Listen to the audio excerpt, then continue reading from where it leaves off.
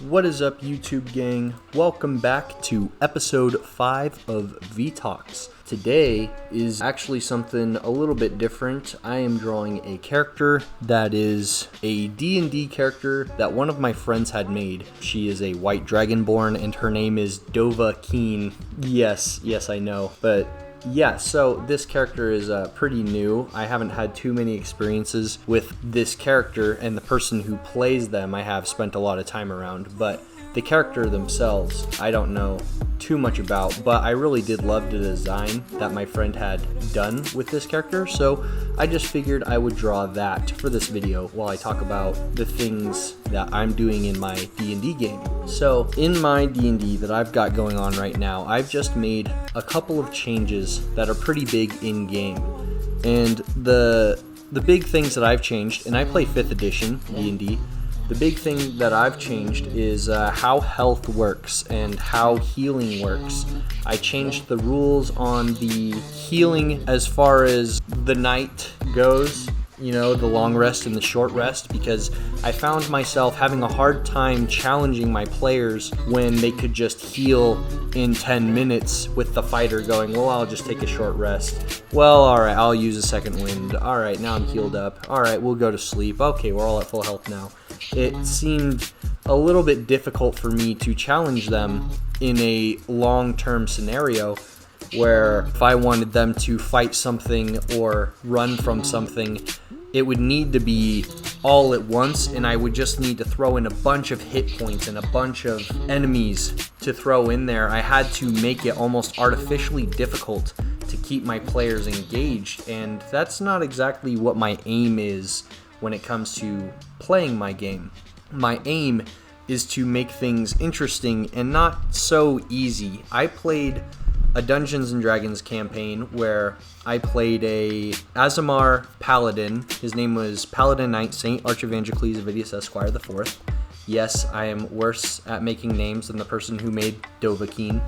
But Archie, his short name, Archie was the character that I played, and we were running out of the abyss. And the thing that I consistently found after I hit like 4th level was there was really nothing that challenged my character. And when we got to the Beholder, my character pretty much one-shot the Beholder. I did like over 100 damage to it after the team had done like 20 some odd damage, and I just killed it. And I said, okay, well, this is kind of not challenging for me anymore. So I stopped playing, but they asked me to come back for the final round of the game, so I came back. And we ended up fighting the Demogorgon, which is like the strongest demon there is. And when Archie got up to him, I did over like 200 something damage with all the buffs and stuff that I could do. And I realized when I did that and just murdered the Demogorgon like nothing, I realized that D&D 5th edition anyways is so heavy player weighted, which some people might look for that, but for me, I didn't have fun playing that sort of character, only because the challenge is half of the fun. If you can go and one-shot God, then it takes away the fun. You know, that's like playing a video game with the cheat codes. It's cool to play for a little bit, but it does get a little stale when you can do whatever you want. You look for the challenge of things. And that is what I want to put inside of my game, is challenge. But giving enemies just a crap ton of health and putting a crap ton of them in there and making them do a crap ton of damage is only going to make the game feel artificially difficult and impossible to the players when it shouldn't be that. There's got to be balance. The world has to have balance in it. And that is something I have a hard time managing when the things that I'm looking for are meant to be genuine difficulty and genuine appreciation for the game. So that is the reason I changed my health rules. The things I changed my health rules to would be something that a lot of people will disagree with, because it's meant to challenge the players in a particular way that I am searching for. So what I did was I made a short rest the whole night, and you only get one of your hit dice back.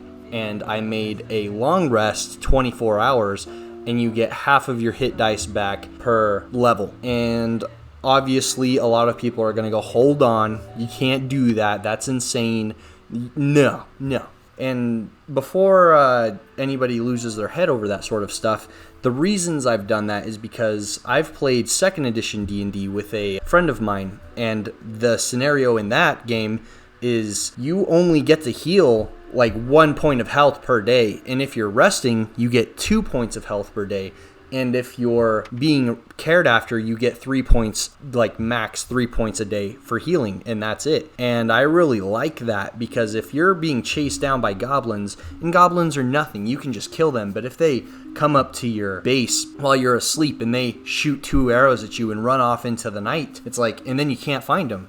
It's aggravating. You gotta find a way to get rid of these stupid, weak goblins, and there is that genuine need to get rid of every enemy. Even if they're weak, there is the challenge of getting rid of them somehow, and that is what I like. I like to have to use a little bit of my brain than just rolling the dice to do the damage and call it a day. So with my reduced healing rules, the players will now be encountering things not meant to just have a bunch of health. They can now encounter things that are weaker and still pose a threat or a challenge, because it's not like they have regeneration where they can just wake up though their arm got cut off the day before and it's back. Excellent. Let's get back to work.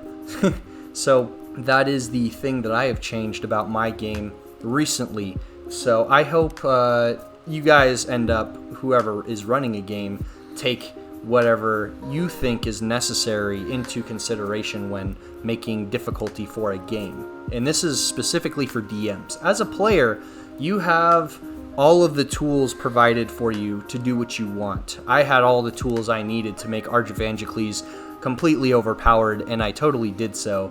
But when the DM decides this is going to be the new ruling, this is going to be the way it's going to go, just roll with it. I found that the experience isn't in the rules, it's in the game.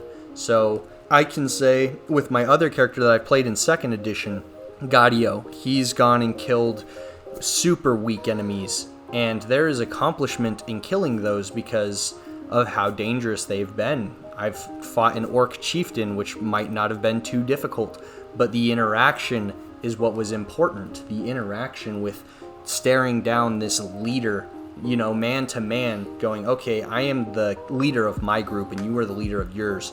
We will settle this. That is an interaction that I look for, and that's something I appreciate. So yeah, that's pretty much where I'm going. But obviously, it's not for everybody to be playing like that, and that's not everybody's playstyle, which is cool. The goal is for everybody to have fun. The goal is for everybody to play the game and enjoy the game, and perhaps even learn from the game. So if you're doing either one of those things or all of those things, you've got something going on, which is all you can really hope for. So yeah. So this is pretty much about the end of the video. I know last video I said I was going to do someone that I made, but not necessarily. I figured it would be better if I made it a character for a friend. And I'll also be doing that for another D&D character of a player who is in my personal game, not a player that I've played next to. So I'll be drawing their character. So yeah, that's about all I've got for this video. Thank you guys for watching. Me doing this sort of stuff does really help out, and doing it as a new thing is really interesting. So please like and subscribe to the video and the channel. Follow me on Instagram, Lord Ventulis and Jagon Fantas.